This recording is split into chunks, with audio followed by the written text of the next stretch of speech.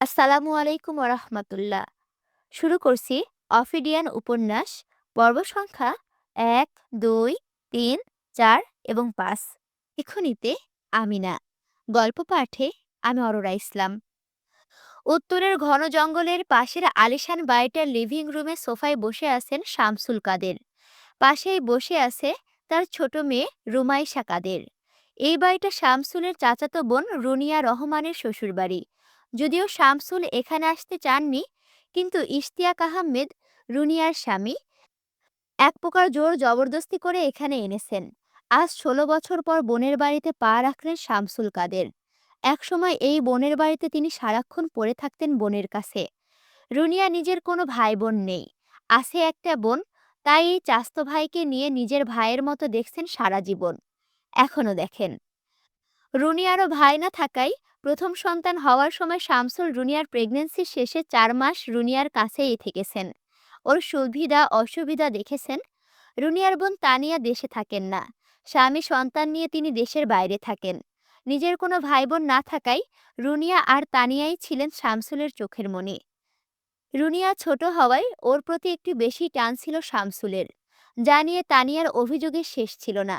রুনিয়া যখন সন্তান সম্ভাবনা, ইশতিয়াক আহমেদের তখন নতুন চাকরি। রুনিয়ার শাশুড়ির শরীর খারাপ, শ্বশুর থেকেও ছিলেন না। বাসায় একজন হেল্পিং হ্যান্ড ছিল, কিন্তু একজন পুরুষ মানুষ না থাকলে বাড়িটা কেমন জানি অন্যরকম হয়ে যায়। রুনিয়াকে ডাক্তারের কাছে আনা নেওয়া, সুবিধা অসুবিধা দেখা, সবকিছু করতেন শামসুল কাদের, যার জন্য রুনিয়া আজও শামসুলের প্রতি কৃতজ্ঞ।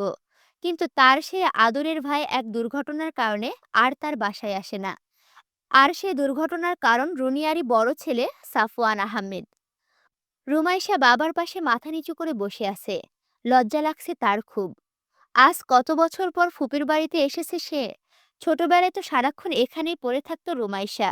ফুপি ছিল তার জান। ফুপির বাড়িতে হোক বা তার নিজের বাড়িতে, সারাক্ষণ ফুপির সাথে লেগে থাকতো রুমাইশা। আর ফুপিও রুমাইশাকে চোখে হারাতো। নিজের মেয়ে না থাকায় রুমাইশার প্রতি ছিল তার অগাধ ভালোবাসা। শেষবার সেই কোন ছেলেবেলায় এসেছিল ফুপির বাড়িতে, বাবা মা আর রাফসান ভাইয়ার সাথে। শেষবার সাফওয়ান আর শাফিনের সাথে দুষ্টুমি করার সময় কিভাবে জানি সাফওয়ান তাকে কামড় দিয়ে ফেলে। প্রচণ্ড অসুস্থ হয়ে পড়ে রুমাইশা। তার মনে আছে বাবা প্রচুর কাঁদছিল, আর ফুপিও। মায়ের কোলের ভিতরে শুয়ে মাঝে মাঝে পিটপিট করে তাকালো, সে দেখতে পেল তার পরিজনদের দুঃখ ভারাক্রান্ত মুখ। সেবার সুস্থ হওয়ার পর থেকেই ফুপির বাড়িতে যাওয়া একেবারের জন্য বন্ধ হয়ে গেল তার। কেউ আর ফুপির বাড়ির নামও নেয় না, বাবাও যেতে চায় না। অথচ ওর খুব মন খারাপ হতো ফুপির জন্য। ফুপিও তারপর খুব একটা আসতো না তাদের বাসায়, হয়তো বছরে একবার, বা তাও না। আজ কতদিন পর ফুপি বাড়িতে এসেছে। সাফওয়ান আর শাফিনের সাথে এরপর দেখা হয়নি। শাফিনের সাথে ফোনে মাঝে মাঝে কথা হলেও সাফওয়ানের সাথে এরপর আর কথা হয়নি কখনো। আর এরপর সাফওয়ান নিজের পড়াশোনার জন্য সিঙ্গাপুরে চলে যাওয়ায় পরপর ওর সাথে আর কোনো যোগাযোগই হয়নি রুমাইশা ও ওর পরিবারের। কোনো এক অজানা কারণে বাসার কেউই সাফওয়ানকে পছন্দ করে না, বিশেষ করে রুমাইশার মা আয়েশা খানম। কারণটা এখনো অজানা ওর। রুমাইশাকে এভাবে চুপচাপ বসে থাকতে দেখে ইশতিয়াক আহমেদ রুমাইশাকে স্বাভাবিক করার জন্য বললেন, রুমিমা, তুই মাথা নিচু করে বসে আছিস কেন? এতদিন পর ফুপির বাড়িতে এসেছিস, কোথায় মজা করবি, সবার সাথে কথা বলবি, তা না করে এখানে বসে আছিস তখন থেকে। তোর ফুপি রান্নাঘরে আছে, ওইখানে যা, ফুপির সাথে গিয়ে গল্প কর। রুমাইশা অনুমতির জন্য শামসুল কাদেরের দিকে তাকালো, কিন্তু শামসুল রুমাইশার দিকে তাকিয়ে গম্ভীর অথচ শান্ত কণ্ঠে বললেন, থাক, এখন যেতে হবে না। তারপর ইশতিয়াক আহমেদকে বললেন, দুলাভাই, আমরা এখনই উঠব। আপাকে বলেন কোনো আয়োজন না করতে। বসতে গেলেও তখন সন্ধ্যা হয়ে যাবে। শামসুলের কথায় ইশতিয়াক আহমেদ আহত দৃষ্টিতে তাকালেন। যে শামসুল তার অতি আদুরে বোনের জন্য সারাক্ষণ এ বাড়িতেই পড়ে থাকত, সে এখন সেই বাড়িতে 10 মিনিটও বসতে চাইছে না। শামসুল তার শ্যালক কম, বন্ধু বেশি।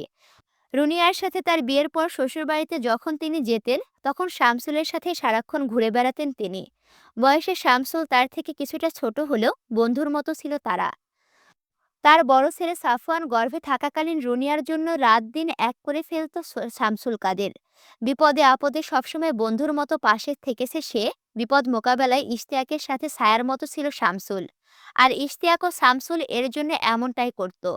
কিন্তু এক দুর্ঘটনায় সব শেষ করে দিল। হাসি খুশি দুটো পরিবার কেমন জানি নিস্তেজ হয়ে গেল চরম সত্যটা জানার পর। ইশতিয়াক কিছুক্ষণ থম মেরে বসে থেকে বললেন, ঠিক আছে, তোরা বস, আমি তোর আপাকে পাঠাচ্ছি।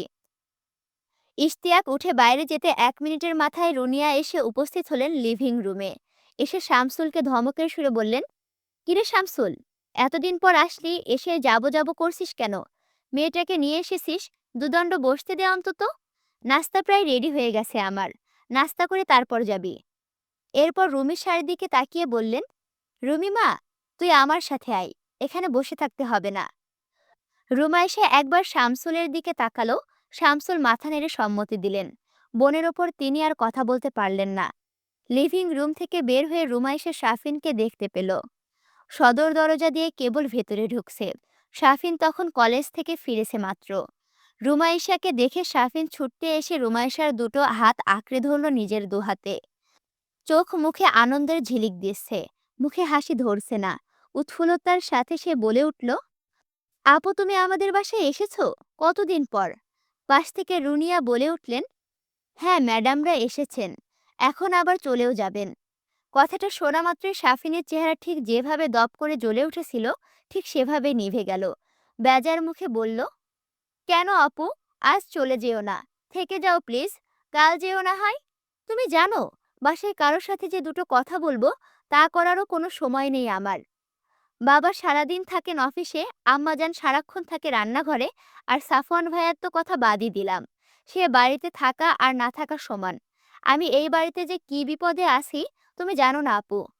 শাফিনের কথা শুনে রুনিয়া মুচকি হেসে রান্নাঘরের দিকে এগোলেন আর রুমাইশাকে বললেন, তুই এই দিকে আয় আমার সাথে। ও কথা শুরু করলে আর শেষ হবে না। তারপর শাফিনের উদ্দেশ্যে বললেন, আর শাফিন, তুই গিয়ে ফ্রেশ হয়ে নিচে আয়, নাস্তা রেডি করেছি আমি। শাফিন বাধ্য ছেলের মতো কোনো বাক্য ব্যয় না করে রুমাইশার দিকে থেকে তাকিয়ে সৌজন্যমূলক হাসি হেসে নিজের রুমে চলে গেল। রুমাইশা গেল ফুপির পেছন পেছন। রান্নাঘরে গিয়েই ফুপিকে পেছন থেকে জড়িয়ে ধরল রুমাইশা। তারপর খুব আদুরে কণ্ঠে বলল, তোমাকে খুব মিস করি ফুপি জানো। তুমি এখন আর আমাদের বাসায় যাও না কেন আগের মতো? কত মজা হতো তুমি গেলে। আজ আমায় পাটিসাপটা বানিয়ে খাওয়াও, তোমার হাতের পাটিসাপটা অনেক মজা। রুনিয়া রুমাইশার এমন কর্মকাণ্ড দেখে হেসে দিলেন। বলে উঠলেন, দেখো মেয়ের কাণ্ড দেখো, এত বড় হয়েছে তাও তার বাচ্চামি গেল না। স্যার এখন দিব বানিয়ে। তোর বাপ তো বাড়ি যাওয়ার জন্য উঠে পড়ে লেগেছে। মনে হচ্ছে আমার ছেলে এসে আবার তোকে কামড়ে আধমরা করে ফেলবে। আমার ছেলে কি এখনো ছোট আছে? রুমাইশার এবার সাফওয়ানের কথা মনে পড়ল। রুনিয়াকে জিজ্ঞেস করল, আসলে তো সাফওয়ান ভাইয়াকে তো কোথাও দেখলাম না, ভাইয়া কোথায়? প্রতি উত্তরে রুনিয়া চুপ করে রইল। রুনিয়াকে চুপ করে থাকতে দেখে রুমাইশা আবারও জিজ্ঞেস করল, আচ্ছা ফুপি, সাফওয়ান ভাইয়া আমাকে কামড়ে দিয়েছিল তো কি হয়েছিল? আমি এত অসুস্থ হয়েছিলাম কেন? আমার মনে নেই স্পষ্ট। মা বা বাবা কাউকে জিজ্ঞেস করলে কিছু বলতে চায় না, রাফসান ভাইয়াও না। আমাকে তো ছোটবেলায় রাফসান ভাইয়া কত কামড়ে দিয়েছে। কই, তখন তো আমার কিচ্ছু হয়নি, কেউ কিছু বলেও নি ভাইয়াকে। তাহলে সাফওয়ান ভাইয়া কামড়ে দিলে ওই রকম করলো কেন? রুনিয়ার চোখের কোণে চিকচিক করে উঠল। কি যেন বলতে গিয়েও গলা আটকে গেল তার। কণ্ঠটা কেমন যেন ভারী হয়ে আসছে। নিজেকে একটু স্বাভাবিক করে নিয়ে রুনিয়া পাশ থেকে নাস্তার ট্রেটা দেখিয়ে বলল, এইটা নিয়ে লিভিং রুমে যা, আমি আসছি। রুমাইশা বুঝলো তার কথায় ফুপির মন খারাপ হয়েছে, কিন্তু কেন হয়েছে তা বুঝলো না রুমাইশা। অগাত্যা ট্রেটা হাতে নিয়ে লিভিং রুমের দিকে এগোলো। লিভিং রুমে ঢোকার আগ মুহূর্তে বাবা আর ফুপির কিছু কথা কানে এলো রুমাইশার। ফুপা থেমে থেমে বলছেন, দেখ শামসুল, ছেলে আমার আজও অপরাধবোধে ভোগে। ওই ঘটনার পর থেকে ও নিজেকে সবার থেকে গুটিয়ে নিয়েছে। দেশে আসার পর থেকে ও চিলেকোঠায় রুমে থাকে, নিচেও আসে না। ওর মা ওর ৩ বেলা খাবার দিয়ে আসে, কিন্তু ওর মা ওকে চোখের দেখা দেখেনি কতকাল তার হিসেব নেই। রুনিয়ার সামনেও আসে না। ওই ঘটনায় আমরা যতটা না অবাক হয়েছি তার থেকে বেশি অবাক হয়েছে সাফওয়ান। ও পুরো ভেঙে পড়েছিল, নিজেকে অভিশাপ মনে করত, হয়তো এখনো করে। আমার ছেলের জীবনটা শেষ করে দিল ওই লোকটা, আমি ঘৃণা করি ওকে। বলতে বলতে হু হু করে কাঁদতে শুরু করলেন ইশতিয়াক আহমেদ। শামসুল ইশতিয়াককে সান্ত্বনা দিতে ব্যস্ত হয়ে পড়লেন। অনুতপ্ত হয়ে বললেন, দুলাভাই, ভেঙে পড়বেন না। আমি বুঝতে পেরেছি আমারও উচিত হয়নি আপনাদের সাথে ওইরকম একটা সময়ে এইভাবে ছেড়ে চলে যাওয়া। কিন্তু কি করব বলুন? আমার মেয়ের ওই অবস্থা দেখার পর আমি আর কিছু ভাবতে পারিনি। রুমাইশা এসব শুনেছে আর মনে মনে ভাবছে, কি চলছে এখানে? সাফওয়ান ভাইয়া কারোর সাথে কথা বলেন না কেন? এই জন্য কি সাফিন বলছিল যে ভাইয়া থাকা আর না থাকা সমান? আর ফুপা কার সাথে কথা বলছেন? কাকে ঘৃণা করেন উনি? এইসব প্রশ্ন রুমাইশার মাথায় ঘুরপাক খেতে লাগলো। এমন সময় রুনিয়া পেছন থেকে বলে উঠলেন, কিরে, বাইরে দাঁড়িয়ে আছিস কেন? ভেতরে যা। রুমাইশা থতমত খেয়ে বলল, হ্যাঁ ফুপি, যাচ্ছি। ভেতরে ঢুকে রুমাইশা টি টেবিলের ওপর নাস্তার ট্রেটা রাখলো। রুনিয়া এসে বসলেন ইশতিয়াকের পাশে, আর রুমাইশা গিয়ে বসলো ওর বাবার পাশে। কি খবর ওদিকের? ভাবি কেমন আছে? রুনিয়া ট্রে থেকে খাবার প্লেট শামসুলের দিকে বাড়িয়ে দিতে দিতে জিজ্ঞেস করলো। শামসুল প্লেটটা নিতে নিতে বলল, খবর সব ভালো। তোর ভাবিও ভালো আছে, আলহামদুলিল্লাহ। রুমির সেকেন্ড ইয়ারের পরীক্ষার শুরু হবে সামনের মাসে, তাই মেস দেখতে এসেছি। রুমও বুকিং দিয়ে এসেছি। ফার্স্ট ইয়ারের পরীক্ষার সময় বাড়ি থেকে যেত, কিন্তু পরীক্ষা দিয়ে ফিরতে ফিরতে রাত হয়ে যেত অনেক, আর ক্লান্তির কারণে পড়তেও পারতো না। তাই ভাবছি পরীক্ষার এই 2 মাস মেসেই থাকুক। রুনিয়া গর্জে উঠে বললেন, সে কি? আমরা এখানে থাকতে রুমি মেসে থাকবে কেন? ওর কি মেসের খাবার খাওয়ার অভ্যাস আছে?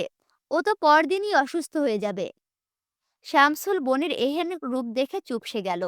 বলল, না, ওকে যেখানে রাখবো সেখানে রান্না করে খেতে হয়। মেসের রান্না খেতে পারবে না তা জানি, তাই তো এই ব্যবস্থা। রুনিয়া ভুরুকুসকে বললেন, মানে কি? ওর পরীক্ষা, আর পরীক্ষার পর না পড়ে রান্না বান্না করবে? তুই কি পাগল হয়ে গেছিস শামসুল? শামসুল কাদের বললেন, এছাড়া আর কোনো উপায় নেই। বাড়ি থেকে যাওয়া আসা করতে গেলে অনেক সময় হয়, আর আমারও সময় হয়ে ওঠে না ওকে নিয়ে আসার। রাফসান বাড়িতে থাকলে না হয় ওকে বলতাম, কিন্তু ওর ভার্সিটিতে এক্সাম চলছে। রুনিয়া বললেন, রুমির যে কয়দিন পরীক্ষা আছে ও আমার এখানেই থাকবে। এর বাইরে আমি কোনো কথা শুনতে চাই না। এত বছর পরে মেয়েটা এসেছে, ওকে আমি কিছুদিন আমার কাছে রাখবো, আর এটাই ভালো সুযোগ। শামসুল ইতস্তত করে বললেন, কিন্তু আপা। রুনিয়া শামসুলকে কথা শেষ করতে দিলেন না, তার আগেই বলে উঠলেন, কোনো কিন্তু ফিন্তু না। আর তুই যেটার ভয় পাচ্ছিস সেটা হওয়ার কোনো সম্ভাবনা নেই।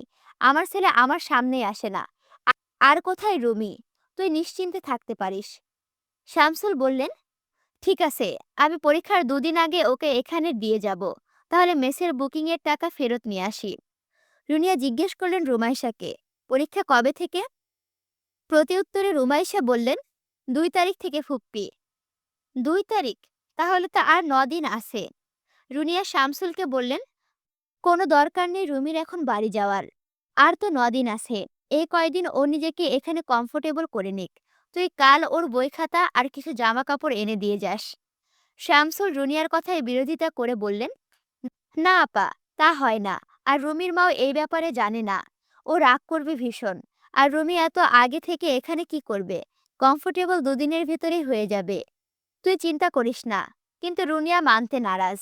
বললেন, আমি ফোন করছি আয়েশাকে, করে বলে দিচ্ছি যে রুমি আমাদের বাড়িতেই থাকছে।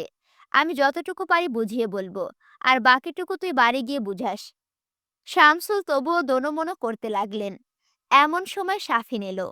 রুমির পাশে বসতে বসতে সে বলল, এত শোরগোল হচ্ছে কোন বিষয়ে? রুনিয়া শাফিনকে বললেন পুরো ঘটনা। শাফিনের মুখে আনন্দের ঝিলিক দিয়ে উঠল। ও রুমিশার পাশ থেকে উঠে এসে শামসুলের পাশে গিয়ে বসলো। এবার বসে শামসুলের হাত ধরে বলল, মামা, রাজি হয়ে যান প্লিজ। মামিকে রাজি করার দায়িত্ব আমার আর মায়ের। আর তুমি রাজি হলে মামিও রাজি। রাজি হয়ে যাও মামা, প্লিজ। প্লিজ মামা। এবার ইশতিয়াক আহমেদ ও এ কাজে অংশ নিলেন। 3 জনে মিলে শামসুলকে রাজি হওয়ার জন্য পীড়াপিড়ি করতে লাগলেন। এমন সময় শামসুল বললেন, আচ্ছা রুমি যা বলবে তাই হবে। রুমি মা, তুই কি চাস বল। তুই থাকতে চাইলে থাকবি, যেতে চাইলে যাবি। তোর কথাই শেষ কথা। সবাই রুমির দিকে তাকিয়ে রইল উত্তরের আশায়। সবার অগোচরে শাফিন রুমিকে চোখ টিপ মেরে ইশারা করলো থেকে যাওয়ার জন্য। রুমি মুখে কিছু বলল না, উঠে গিয়ে ফুপির পাশে বসে পড়ল। সবার মুখে ঝরঝরে হাসি ফুটে উঠল। শাফিন দুহাতে মুষ্টিবদ্ধ করে উপরে উঠিয়ে আবার নিচে নামিয়ে শব্দ করে বলল, ইয়েস। শামসুল কাদের বললেন, ঠিক আছে, মেয়ে যখন বলেছে তখন আর কি করা। আমি কাল ওর জিনিসপত্র দিয়ে যাব। এখন আমি উঠি। অতঃপর রুমাইশার দিকে তাকিয়ে বললেন, সাবধানে থাকিস মা। আর রুনিয়াকে বললেন, আমার মেয়েকে দেখে রাখিস। ওকে কিন্তু তোর ভরসায় রেখে যাচ্ছি। রুনিয়া শামসুলকে আশ্বস্ত করে বললেন, তুই কোনো চিন্তা করিস না। তোর মেয়ে আমার কাছে সেফ অ্যান্ড সাউন্ড থাকবে। তুই নিশ্চিন্তে থাকতে পারিস। শামসুল কাদের মেয়ের দিকে আর একবার তাকিয়ে গেটের দিকে এগোলেন বাড়িতে ফেরার জন্য। দোতলায় সাফওয়ানের একটি রুম অনেক দিন ধরেই খালি পড়ে আছে। সাফওয়ান এখন চিলেকোঠার রুমে থাকে, তাই দোতলার খালি রুমটায় রুমাইশাকে গুছিয়ে দিল রুনিয়া। দেওয়ালের পাশ ঘেঁষে ঘুমানোর জন্য একটা বেড, আর তার সাথে দেওয়ালের পাশ ঘেঁষে একটা টেবিল, চেয়ার, বিছানার শেষ প্রান্তে একটা ড্রেসিং টেবিল আর পড়ার টেবিলের পাশে একটা ছোট্ট আলমিরা। আপাতত এইটুকুই। রুমে রুমাইশার জন্য পড়ার সুন্দর একটা পরিবেশ করে দিল রুনিয়া। রুমাইশার ডান পাশের রুমটা শাফিনের। রুনিয়া রুমাইশাকে অভয় দিয়ে বললেন, শাফিন অনেক রাত জেগে পড়ে। কিছু মাস পরে ওর ইন্টারমিডিয়েট ফাইনাল এক্সাম। তোর ভয় করবে না। আর ভয় পেলে আমাকে বা শাফিনকে ডাকিস। আমি নিচেই আছি। দরকার হলে ফোন দিস। আর শাফিনকে আমি বলে দিচ্ছি, তুই যতক্ষণ জেগে থাকবি ততক্ষণ যেন শাফিনও জেগে থাকে। রুমাইশা মাথা নাড়িয়ে বলল, আচ্ছা ফুপি, আমার ভয় করবে না। আর করলেও তোমাকে জানাবো। আর অ্যাটাচড ওয়াশরুম তো আছেই। আমার সমস্যা হবে না। রুমাইশাকে ঘুমাতে বলে রুনিয়া চলে গেলেন নিচে, নিজের রুমে। সারাদিনে অনেক ধকল গেছে রুমাইশার ওপর দিয়ে। তাছাড়া বই খাতাও তো কিছুই নেই। তাই উপায় না পেয়ে রুমাইশা ঘুমানোর সিদ্ধান্ত নিল। শাফিনের ফোন এলো এমন সময়। ফোনের ওপাশ থেকে শাফিন বলল, ভয় পেলে আমাকে কল দিও আপু। রুমাইশা বলল, সমস্যা নেই শাফিন, আমি ভয় পাবো না। আমি এখনই ঘুমিয়ে যাব ভাবছি। তাই ভয় পাওয়ার আর কোনো অবকাশ নেই। ঠিক আছে আপু, তুমি তাহলে ঘুমাও। আমি আর কিছুক্ষণ পরে তারপর ঘুমাবো। আচ্ছা বলে ফোন রেখে দিল রুমাইশা। তারপর বিছানা ঠিক করে শুয়ে পড়ল। সারাদিনে ঘটে যাওয়া ঘটনাগুলো মনে করতে করতে একসময় ঘুমিয়ে গেল সে। হঠাৎ করে ভারী কিছু মাটিতে পড়ার শব্দে ঘুম ভেঙে গেল রুমাইশার। রুমের ভিতরে ঘুটঘুটে অন্ধকার। রুমাইশা উঠে ঘড়ি দেখল, ৩টা বাজে। এই সময় কিসের শব্দ হলো? আর রুমের ভিতরে এত অন্ধকার কেন? ঘুমানোর সময় তো রুমে আবছা আলো ছিল। কিছুক্ষণ ভাবনা চিন্তা করার পর রুমাইশা অন্ধকারের কারণটা বুঝতে পারল। বাড়ির পিছন সাইডে রুমাইশার রুমের জানালার কাছে একটা বাল্ব জ্বলছিল, কিন্তু এখন আর সেটা জ্বলছে না। তাহলে কি ফুপি বন্ধ করে দিল? কিন্তু ফুপি তো নিচতলায়।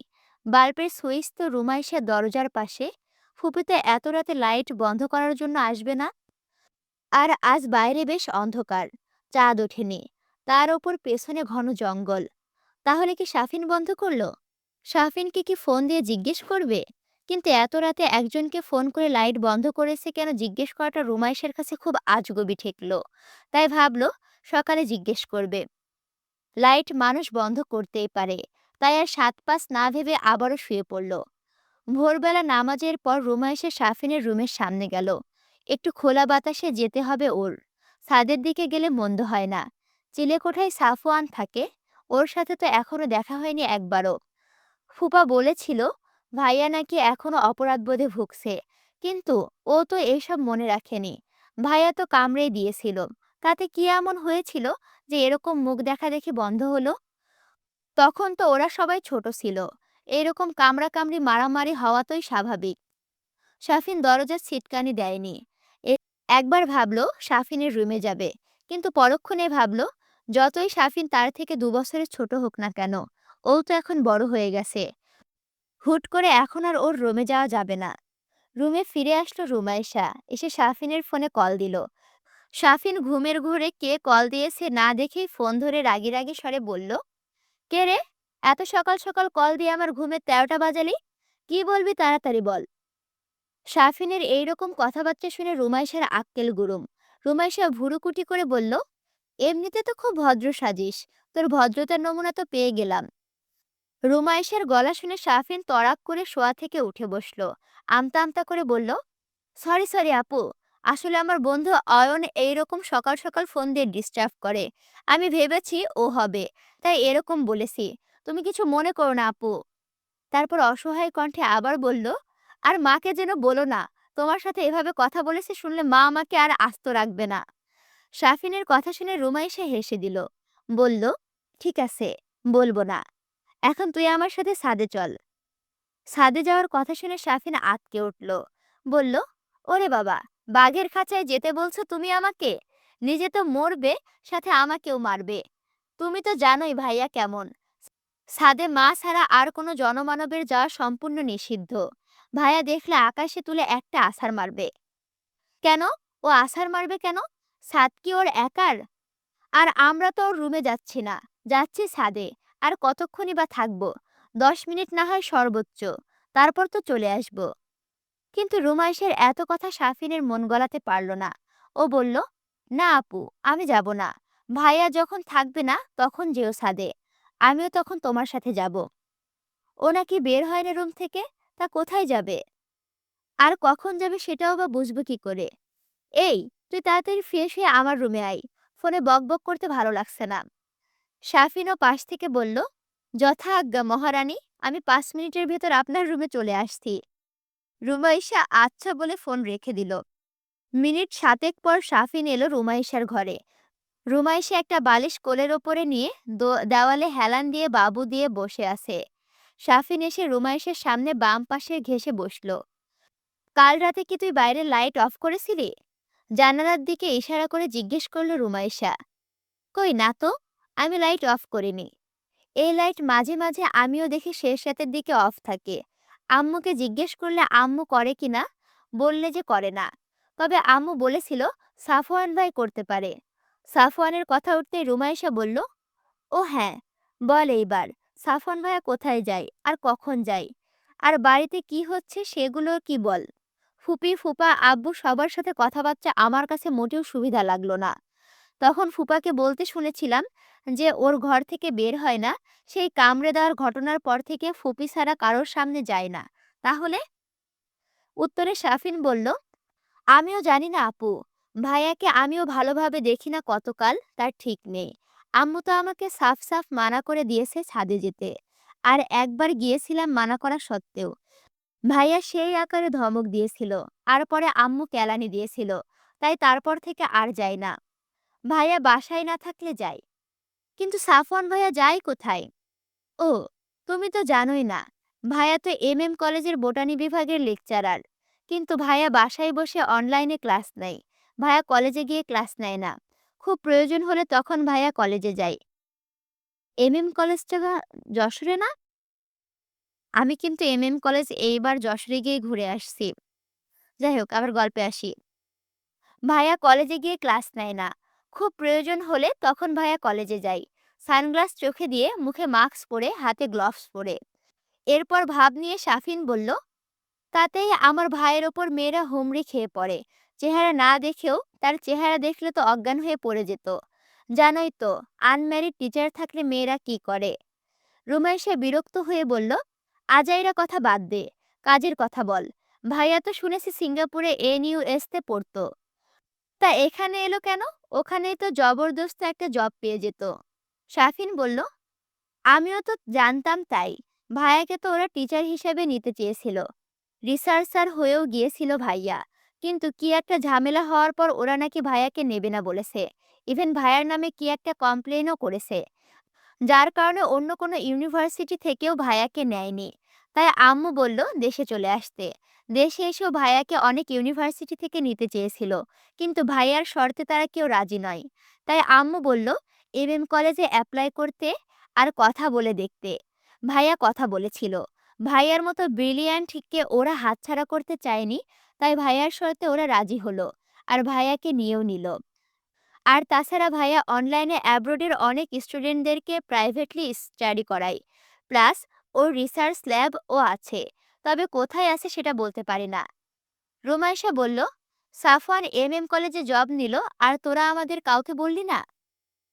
তোমরাই তো কথা বলো না। আম্মু তো ভাইয়ার জবে ঢোকার পর তোমার আব্বুর কাছে ফোন দিয়েছিল গত অক্টোবরে। তোমার আব্বু ফোনই তোলেনি। তাই আম্মুও আগে পরে রাগের কারণে কিছু বলেনি। রুমাইশা বলল, আমি কলেজে থেকেও জানি না যে আমারই ফুফাতো ভাই নাকি এখানে জব করে। শাফিন বেড থেকে নামতে নামতে বলল, সারাক্ষণ তো রুমেই থাকে, কলেজে গেলে না হয় জানতে পারতে। আর তুমি অন্য ডিপার্টমেন্টে, তাই জানার কথাও না। শাফিনকে নামতে দেখে রুমাইশা ওর হাত খপ করে ধরে বলল, তুই কোথায় যাচ্ছিস? আমার কথা এখনো শেষ হয়নি। শাফিন ধরা পড়ে গিয়ে আবারও ওর আগের জায়গায় এসে বসে পড়ল। এরপর বলল, হ্যাঁ বলো, আর কি প্রশ্ন আছে তোমার? ভাইয়া কারো সামনে আসে না কেন? আর এমনি ঢেকে ঢুকেই বা যায় কেন? তোর সামনেও আসে না, এটা কোনো কথা? বাইরের মানুষের সামনে না হয় নাই গেল, কিন্তু তুই, তুই তো ওর ভাই, তোর সামনে আসে না কেন? শাফিন এক হাত হাঁটুর ওপরে ভর দিয়ে মুখ ঠেকিয়ে বলল, সেটাও আমি জানি না। মায়ের কাছে বাবার কাছে কতদিন জিজ্ঞেস করলাম, কিন্তু আমাকে কেউ কিছু বললই না। আর ভাইয়ার সাথে তো দেখাই হয় না। আমি আসলে এদের কেউ না, আমাকে এরা অনাথ আশ্রম থেকে এনেছে। রুমাইশা সিরিয়াস মুখ করে বলল, আমারও তাই মনে হয়। আচ্ছা তুই এখন যেতে পারিস, তোকে আর লাগবে না। হ্যাঁ, কাজের বেলায় কাজই, আর কাজ ফুরালে পাজি, বলে শাফিন খাট থেকে নেমে হন হন করে বাইরে চলে গেল। বিকেলের দিকে রুমাইশা আর শাফিন বেরোলো জঙ্গলের ভেতরে ঘুরতে। দুপুরের একটু আগে এসে শামসুল কাদের রুমাইশার বই খাতা, কিছু জামা কাপড় আর প্রয়োজনীয় কিছু জিনিস এনে দিয়ে গেছে। সেগুলো গোছগাছ করে সেরে একটু বিশ্রাম নিয়ে ওরা ভাবলো জঙ্গলটা একটু ঘুরে আসা যাক। রুমাইশার মনে পড়ল, ছোটবেলায় রুমাইশারা যখন আসতো, ওরা তিনজন মিলে জঙ্গলে ঘুরতে যেত। রুমাইশা, রাফসান আর সাফওয়ান। শাফিন তখন অনেক ছোট, তাই ওকে আর নেওয়া হতো না। তিনজন মিলে জঙ্গলের কিছুটা গভীরে যেত। সেখানে একটা ডোবা আছে, তার পানি অনেক স্বচ্ছ। ওই ডোবায় লাল শাপলা ফুটতো।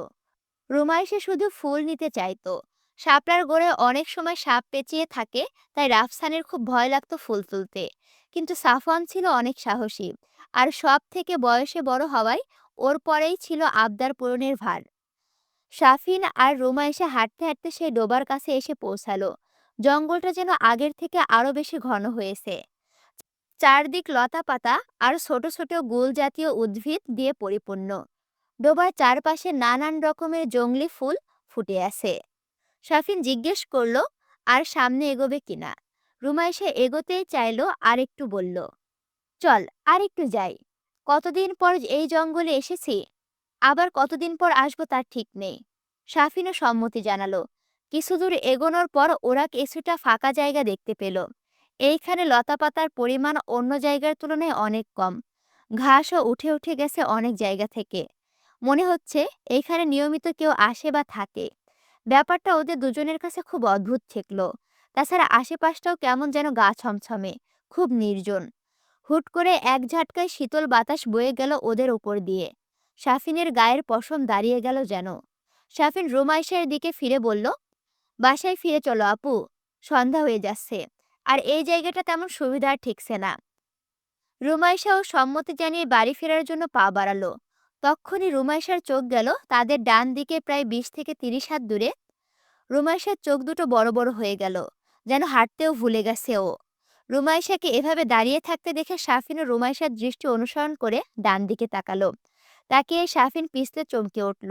শাফিন তাড়াতাড়ি করে রুমাইশার হাত ধরলো, তারপর কাঁপা কাঁপা গলায় বলল, আপু, আমরা হয়তো অনেক বিপদে পড়ে গেছি। এক্ষুনি এখান থেকে চলো, নইলে আজ হয়তো আর বেঁচে ফিরবো না। তখনই ঝোপের মধ্যে কিসের একটা আওয়াজ হলো। সাথে সাথে উল্টো দিক ফিরে হাত ধরা অবস্থায় বাড়ির দিকে ঊর্ধ্বের শ্বাসে প্রাণ ভরে ছুট লাগালো দুজন। ভুলে পেছনে তাকানোর সাহস করলো না। ডোবা পার হয়ে ছোটা থামলো না ওরা। ছুটতে ছুটতে সামনে যেতে যেতে যখন ওরা বাড়ির সামনের নাগালে এসে গেল, তখনই ছোটা থামালো দুজনে। রুমাইশা হাঁপাতে হাঁপাতে বসে পড়লো ঘাসের ওপর। শাফিনও বসলো পাশে। দুজনে হাঁপাচ্ছে, গলা শুকিয়ে কাঠ হয়ে গেছে। ভয়ে নীল হয়ে গেছে রুমাইশা।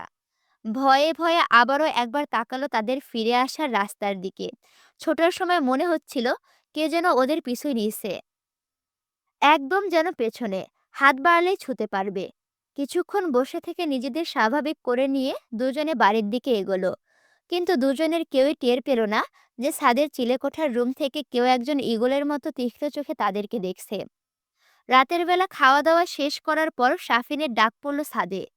রুনিয়া সাফওয়ানকে খাবার দিতে যাওয়ার সময় সাফওয়ান বলে দিয়েছে শাফিন যেন এক্ষুনি ওর সাথে দেখা করে। রুনিয়া নিচে এসে সাফিনকে একথা বলতে সাফিনের মুখখানা ফ্যাকাশে হয়ে যায়। আমতা আমতা করে রুনিয়াকে জিজ্ঞেস করে, আমাকে কেন ডেকেছে মা? আমাকে তো ভাইয়া ডাকে না। আমি কি কিছু করেছি? রুনিয়া বললেন, আমি কিভাবে বলবো? ও তোকে কেন ডেকেছে? তোকে যেতে বলেছে, দ্রুত যা। সাফিন আর বাক্য ব্যয় না করে ছাদের দিকে এগোলো। চিলেকোঠার ঘর অবধি যাওয়া লাগলো না। ছাদে উঠে কয়েক পা ফেলার পরই সামনে কাঙ্ক্ষিত অবয়ব দেখতে পেল সে। সাফিনের দিকে পেছন ফিরে দাঁড়িয়ে আছে একজন লম্বা চওড়া পুরুষ। আবছা আলোয় তাকে বিশাল আকারের দেখাচ্ছে। পরনে সাদা রঙের আন্ডার শার্ট, মানে যেটাকে বাংলা কথায় গেঞ্জি বলে, বুঝছো? আর কালো ট্রাউজার। পিঠের আর বাহুর উঁচু উঁচু হয়ে থাকা পেশির দিকে তাকালেই বোঝা যায় ফিজিক্যাল এক্সারসাইজের পেছনে যথেষ্ট সময় ব্যয় করা হয়। এই প্রথম সাফওয়ানকে স্যুট বুট ছাড়া দেখল সাফিন। সাফিন মনে মনে ভাবল, সাফওয়ান ভাইয়া এত লম্বা কেন? আমাদের গোষ্ঠীতে তো লম্বা কেউ আছে বলে মনে হয় না। আমি 5 ফিট 10, আব্বু 5 ফিট 8, দাদুও ছিল 5 ফিট 10 এর কাছাকাছি। আর সাফওয়ান ভাইয়া, সে এক ধাক্কায় 6 ফিট 4। কার মতো হয়েছে আল্লাহ মালুম। সাফিনের ভাবনায় ছেদ পড়ল এক গভীর ভরাট পুরুষালী কণ্ঠে। সাফওয়ান পেছন ফেরা অবস্থাতে ভিক্ষিরি কণ্ঠে জিজ্ঞেস করল, জঙ্গলে কেন গিয়েছিলি? সাফিন নমনীয় কণ্ঠে ধীরে ধীরে বলল, একটু ঘুরতে গিয়েছিলাম। রুমি আপু বলছিল যে জঙ্গলের দিকে একটু ঘুরতে যাবে। অনেকদিন যায়নি তাই। ফেরার সময় ছুটছিলি কেন? ছোটার কথা মনে পড়তে সাফিনের ভয়েস চেঞ্জ হয়ে গেল। উত্তেজিত হয়ে বলল, ভাইয়া আর বলো না। জঙ্গলের ভেতরে যে ডোবা আছে, ওর থেকে কিছুটা সামনে গিয়েছিলাম আমরা। কিন্তু ওখানে গিয়ে জঙ্গল কেমন যেন খুব হালকা মনে হচ্ছিল। যেন সেখানে কেউ বা কিছু যাওয়া আসা করে অনেক বা থাকে। আমরা যখন ওখান থেকে ফিরে আসব, তখনই দেখি আমাদের থেকে খানিকটা দূরে কিছু একটার খোলস, সাপের খোলসের মতো। কিন্তু সেটা সাপের খোলসের থেকেও সাইজে অনেক বড় আর পুরু। নিশ্চিত ওইখানে কোনো বড় সাইজের অজগর থাকে, নয়তো অন্য কিছু। শাফিন আরও কিছু বলতে যাচ্ছিল, তার আগে সাফওয়ান ওকে থামিয়ে দিয়ে কড়া গলায় বলল, আমি যেন আর কখনো তোদের কাউকে জঙ্গলে যেতে না দেখি। আর খুব প্রয়োজনে গেলেও ডোবার ওই পাশে যাবি না, মনে থাকে যেন কথাটা। আর রিমু কখন এসেছে? বাকিরা রুমাইশাকে রুমি বললেও সাফওয়ান ওকে রিমু বলে ডাকে। ছোটবেলায় এর কারণ জিজ্ঞেস করলে বলতো, সবাই ওকে যা ডাকে আমিও তাই ডাকবো কেন? তাহলে অন্য সবাই আর আমার মধ্যে পার্থক্য কি থাকলো? তখন বাকিরা মজা করে বলতো, কেন, তুই কি স্পেশাল? সাফওয়ান দ্বিগুণ জোর দিয়ে বলতো, হ্যাঁ আমি স্পেশাল। গত পরশু এসেছে রুমি আপু, বিকেলবেলা, বলল সাফিন। প্রতি উত্তরে সাফওয়ান কিছু বলল না, চুপ করে থাকলো। তারপর কিছুক্ষণ পর সাফিনকে চলে যেতে বলল। সাফিনের সাথে সাথে নিচে চলে আসলো। রুমাইশা তখনও নিচেই ছিল। সাফওয়ান কি বলে সেটা শোনার জন্য অপেক্ষা করছিল ও। সাফিন নিচে এলে ও গিয়ে জিজ্ঞেস করলো, সাফওয়ান কি বলেছিল, কি বলছিল? সাফিন সব খুলে বলল। সাফওয়ান ওর কথা জিজ্ঞেস করেছে শুনেই ওর বুকের ভেতর অন্যরকম একটা ভালো লাগা কাজ করলো। কেমন যেন একটা সুখ সুখ অনুভূতি। ও তো ভেবেছিল সাফওয়ান হয়তো ভুলেই গেছে রুমাইশা নামে কেউ একজন আছে। তারপর দুজনের কথা শেষ করে যে যার মতো রুমে চলে গেল। রাতে পড়া শেষ করতে করতে 2টা বেজে গেল। সাফিন আজ দ্রুত ঘুমিয়ে পড়েছে। ওর শরীরটা সন্ধ্যা থেকে একটু ম্যাজম্যাজ লাগছে। রুমাইশা ঘুমানোর প্রস্তুতি নিতে লাগলো। আজ আর বাইরের লাইটটা কেউ অফ করেনি। রুমাইশা শুয়ে শুয়ে ভাবতে লাগলো, সাফওয়ান ভাইয়া এইরকম হয়ে গেল কেন? ভাইয়া তো আগে কত মজা করতো ওদের সাথে। খুব প্রাণচঞ্চল ছিল ভাইয়া। ওদের 3 জনের লিডার ছিল সাফওয়ান। তানিয়া ফুপিরা দেশের বাইরে থাকে বলে আয়ান আর জায়ানের সাথে ওদের খুব বেশি মেলামেশা হয় না। তাই 3 জনের দেখা হলে সারাক্ষণ একসাথে থাকতো। সাফওয়ান ছিল বদমেজাজি আর একরোখা। ছোটবেলায় প্রচুর মারদাঙ্গা করার স্বভাব ছিল ওর। যাকে তাকে মেরে বসতো। একবার ওরা 3জন পৌর পার্কে খেলা করার সময় একটা মেয়ে রুমাইশার চুল টেনে ধরেছিল। রুমাইশার সে কি কান্না! বছর চারেকে রুমাইশা তখন ছিল সাফওয়ানের কলিজার টুকরা। সাফওয়ান তখন 12 বছরে পড়েছে। আর রাফসান নয়। রাফসান রুমাইশার কান্না থামাতে ব্যস্ত হয়ে পড়ল।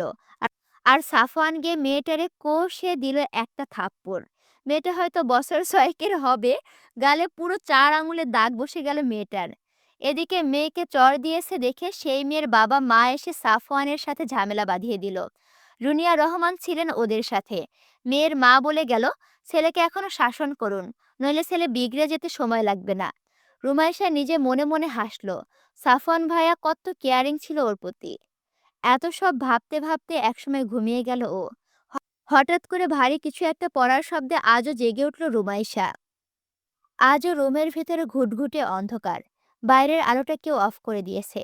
শাফিন বলেছিল সাফওয়ান ভাইয়া বন্ধ করতে পারে, কিন্তু ও তো থাকে চিলেকোঠায়। ও কেন এত রাতে এসে লাইট বন্ধ করবে? রুমাইশা উঠল, কৌতূহলবশত জানালার কাছে গিয়ে পর্দা উঁচু করল। গ্লাস খুলল না। শব্দটা এই দিক থেকে আসে। আজ চাঁদের আলো আছে অল্প। জঙ্গলের দিকে তাকাতেই কেমন যেন ভয় ভয় লাগছে। হঠাৎ রুমাইশার চোখ গেল একটা অবয়বের দিকে। কে একজন হেঁটে হেঁটে জঙ্গলের দিকে এগোচ্ছে। রুমাইশা খেয়াল করে দেখতেই অবয়বটা জঙ্গলের ভেতরে মিলিয়ে গেল। রুমাইশা খুব ভয় পেল। রাত এখন প্রায় 3:30। এই সময় কে যাবে জঙ্গলের দিকে? আর কেনই বা যাবে? যেখানে দিনের বেলা যেতেও ভয় লাগে, সেখানে এত রাতেই কেন যাবে জঙ্গলের ভেতরে? ওইটা মানুষই তো, নাকি আমি ঘুমের ঘোরে ভুলভাল দেখলাম? রুমাইশা এইসব ভাবতে ভাবতে পর্দা টেনে দিয়ে আবারও বেডে এসে বসলো। এত রাতে কেউ কেন জঙ্গলে যাবে সেটা কিছুতেই ওর মাথায় আসলো না। রুমাইশা ভাবলো উঠতেছে না যখন, আজান দিতে তো আর বেশি দেরি নেই। তাহলে একটু পড়াশোনা করে নামাজ পড়ে তারপর ঘুমাবে। বেড থেকে নেমে রুমাইশা পড়ার টেবিলে গেল। সকালে রুনিয়া খাবার নিয়ে খাওয়ার জন্য ডাকতে আসলে দেখেন রুমাইশা এখনো দরজা খোলেনি। দু একবার আস্তে করে নক করলেন তিনি দরজায়, কিন্তু রুমাইশার কোনো সাড়া শব্দ পাওয়া গেল না। অগত্যা তিনি শাফিনকে ডাকতে গেলেন। শাফিন তখন ফ্রেশ হয়ে বের হলো। রুনিয়াকে দেখে শাফিন বলল, রুমি আপুকে ডেকো না মা। আপু ভোরবেলায় আমাকে মেসেজ দিয়েছে যে আপু ভোরের দিকে ঘুমিয়েছে, আপুকে যেন না ডাকা হয়। আপু একেবারে দুপুরের খাবার খাবে। রুনিয়া আচ্ছা বলে শাফিনকে নিচে যেতে বলে নিজেও চলে গেল। দুপুরের খাওয়ার সময় রুমাইশা শাফিনকে বলল, শাফিন, খাওয়া শেষ করে আমার রুমে আসবি, তোর সাথে কথা আছে। শাফিন মাথা নাড়িয়ে বোঝালো সে যাবে। রুমাইশা আগে আগে খাওয়া শেষ করে নিজের রুমে চলে গেল। শাফিন কিছুক্ষণ পর রুমাইশার রুমে এলো। চেয়ার টেনে বসে বলল, বলো আপু, কিছু হয়েছে? রুমাইশা চিন্তিত ভঙ্গিতে বলল, আমি কাল রাতে কাউকে দেখেছি জঙ্গলের ভেতরে যেতে, প্রায় 3:30টার দিকে। লোকটা অনেক লম্বা ছিল। ছেলে কি মেয়ে জানি না, তবে ছেলেই হবে। এইরকম লম্বা মেয়ে তো সচরাচর দেখা যায় না। রুমাইশার কথা শুনে শাফিন বসা থেকে লাফিয়ে উঠে দাঁড়ালো। সিরিয়াসলি তুমি কাউকে জঙ্গলে যেতে দেখেছো? তাও আবার অত রাতে? শাফিন এবার হেসে দিয়ে বলল, আপু, তোমার মাথাটা গেছে। কাল অনেক রাত জেগে পড়েছো, আর ঘুমের কম হয়েছে বলে তুমি এইরকম ভুলভাল দেখেছো। নইলে কারো বুকের অত পাটা হয়নি যে উত্তরে জঙ্গলে একা একা যাবে, তাও রাত 3টেয়। তোমাকে আমি একটা ভালো বুদ্ধি দেই। তুমি আজ রাতে তাড়াতাড়ি ঘুমিয়ে যাবে, 11টার পরপরই। সারা রাত ঘুমাবে, তাহলে কাল সকালে দেখবে তোমার মাথা ঠিক হয়ে গেছে। বলে শাফিন খিকখিক করে হাসলো। রুমাইশা বিরক্ত হয়ে শাফিনের মাথায় একটা গাঁটটা দিল। বলল, বিশ্বাস তো করিস না আমার কথা। আমি না হয় কয়দিন পরে চলে যাব, তোরা তো এখানেই থাকবি। কবে দেখিস তোকে জানালা দিয়ে হাত বাড়িয়ে ডেকে নিয়ে চলে যাবে। আর তোর ভাই তো চিলেকোঠায় একা একা থাকে, ওকে আগে নিবে। বলে রুমাইশা মুখ বেঁকালো। রুমাইশার কথার ভঙ্গি আর মুখ বাঁকানো দেখে শাফিন শব্দ করে হেসে দিল। তারপর গলা নামিয়ে 32টা দাঁত বের করে বলল, আমার ভাইকে নিয়ে যাবে তো তোমার কি? খুব চিন্তা করো তো দেখি আমার ভাইকে নিয়ে। আম্মু বলেছে আমাকে। ভাইয়া তোমার জন্য কি কি করতো ছোটবেলায়। আর তুমিও ভাইয়াকে ছাড়া কিছুই বুঝতে না। এখন কি সেরকম কিছু আছে নাকি? হুম হুম। দুটো ভুরু নাচালো শাফিন। লজ্জায় কান গরম হয়ে গেল রুমাইশার। হাতের কাছের বালিশটা ফেলে শাফিনকে মারলো আর চেঁচিয়ে বলল, অসভ্য, এক্ষুনি আমার রুম থেকে বেরিয়ে যা, আর আসবি না কখনো। শাফিন হাসতে হাসতে দৌড় দিয়ে নিজের রুমে চলে গেল। রুনিয়া রহমান শাফিন আর রুমাইশা চিল্লাচিল্লি হাসাহাসি শুনছিল এতক্ষণ রান্নাঘর থেকে। অজান্তে এক ফোঁটা পানি টুপ করে গড়িয়ে পড়ল রুনিয়ার চোখ থেকে। আজ সাফওয়ান স্বাভাবিক থাকলে সেও কত মজা করত ওদের সাথে। হাসি আড্ডা দিয়ে মাতিয়ে রাখতো বাড়িটাকে। কিন্তু এক নরপশুর জন্য আজ তার ছেলের জীবনে কোনো আনন্দ নেই। যা আছে শুধুই এক বুক কষ্ট আর হতাশা। রুনিয়া ভেবে পায় না কি এমন পাপ করেছিল যে তার ছেলের জীবনটা এমন হলো। ছেলেটাকে চোখের দেখা দেখতে পারে না, ছুঁয়ে দেখতে পারে না। একজন মায়ের নিজের সন্তানকে না দেখতে পারা, ছুঁতে না পারার কষ্টের চাইতে আরই বেশি কিছু কীই বা হতে পারে। শাড়ির আঁচল দিয়ে আবার নিজের চোখ মুছে নিল রুনিয়া। আজ রুমাইশা সত্যিই সকাল সকাল ঘুমানোর জন্য প্রস্তুতি নিল। সাফিনের কথা মতো তাড়াতাড়ি ঘুমিয়ে পড়ল। ভোরবেলা তাড়াতাড়ি করে উঠে নামাজ শেষ করে তারপর পড়বে ভাবল। 2টার দিকে খুব বাজে একটা স্বপ্ন দেখে ঘুম ভেঙে গেল ওর। গা ঘেমে গেছে। জোরে জোরে নিঃশ্বাস ওঠানামা করছে ওর। গলা শুকিয়ে কাঠ হয়ে গেছে। পড়ার টেবিলে ওর পানির বোতল থাকে। উঠে গিয়ে পানির বোতলটা হাতে নিল রুমাইশা। কিন্তু বোতলটা খালি। রাতে পানি খেয়ে পানি ভরতে ভুলেই গেছে ও। একবার ভাবল, থাক সকালে খাবে। কিন্তু অস্বস্তি হচ্ছে প্রচণ্ড। না খেলেই নয়। বোতলটা নিয়ে ধীরে ধীরে সিঁড়ি দিয়ে নামল রুমাইশা। হলরুমে আলো নেই। রুনিয়া রহমান ঘুমানোর সময় আলো বন্ধ করে দিয়ে যায়। অন্ধকার হলেও পুরোপুরি অন্ধকার না। আবসা আবসা আলোতে মোটামুটি স্পষ্ট দেখা যাচ্ছে সবকিছু। তাই রুমাইশা আর আলো জ্বালালো না। হলরুমের একপাশে ডাইনিং টেবিল। ডাইনিং টেবিলের পেছনে রান্নাঘর। রুমাইশা গিয়ে ডাইনিং টেবিলের ওপরে রাখা জগ উঁচু করে বোতলটাতে পানি নেওয়ার জন্য। তখনই রান্নাঘরের ভেতর থেকে কিসের একটা শব্দ হলো। রুমাইশা চকিত তাকালো রান্নাঘরের দিকে। বোতলটা আস্তে করে নামিয়ে রাখলো টেবিলের ওপর। রান্নাঘরে কেউ একজন আছে। তার বিভিন্ন মুভমেন্ট আওয়াজ পাওয়া যাচ্ছে। কিন্তু আলো বন্ধ কেন? রান্নাঘরে তো হলরুমের মতো আবছা আলো নেই। পুরাই অন্ধকার। দিনের বেলাতেও রান্নাঘরে আলো জ্বালাতে হয়, নয়তো দেখা যায় না তেমন। এত রাতে রান্নাঘরে কে থাকতে পারে? রুমাইশা এসে ডাইনিং টেবিলের বাম পাশে দেওয়াল ঘেঁষে দাঁড়ালো। এখান থেকে রান্নাঘরের ভেতরে কিছু একটা দেখা যায়, কিন্তু অন্ধকারে কিছুই বোঝা যাচ্ছে না। এমন সময় রান্নাঘরে থাকা ফ্রিজের দরজা কেউ খুলল। ফ্রিজের আলো এসে সেই কেউ একজনের মুখে পড়ে চেহারার সামনের অংশটা আলোকিত করে ফেলল। কিন্তু রুমাইশা লোকটার মুখ দেখতে পাচ্ছে না। কিন্তু লোকটার উচ্চতা দেখে রুমাইশার চোখ কপালে ওঠার উপক্রম। ওরে বাবা! এ তো ফ্রিজের থেকেও লম্বা মনে হচ্ছে। মানুষ তো? জিনফিন নয় তো আবার? রাতের বেলা হয়তো খিদে লাগছে তাই খেতে এসেছে। নিজের আজগুবি চিন্তায় নিজেই নিজের মাথায় একটা গাঁট্টা মারল রুমাইশা। তারপর ভাবল, সাফওয়ান ভাইয়া নয় তো? ভাইয়ের খিদে লাগতে পারে, কিন্তু ভাইয়া এত লম্বা হবে? লোকটা ঠান্ডা পানির বোতল বের করলো ফ্রিজ থেকে। তারপর বোতলের মুখ খুলে বোতলটা উঁচু করে ঢকঢক করে পানি খেলো। এরপর ঝুঁকে দাঁড়িয়ে ডিপ ফ্রিজের দরজা খুলল। তারপর সেখান থেকে ভ্যানিলা আইসক্রিমের বক্সটা বের করলো নিঃশব্দে। বক্সের মুখ খুলে এদিক ওদিকে চোখ বুলিয়ে কিছু একটা খুঁজতে লাগলো সে। রুমাইশা বুঝলো চামচ খুঁজছে। কিছুক্ষণের ভেতর চামচ পেয়েও গেল।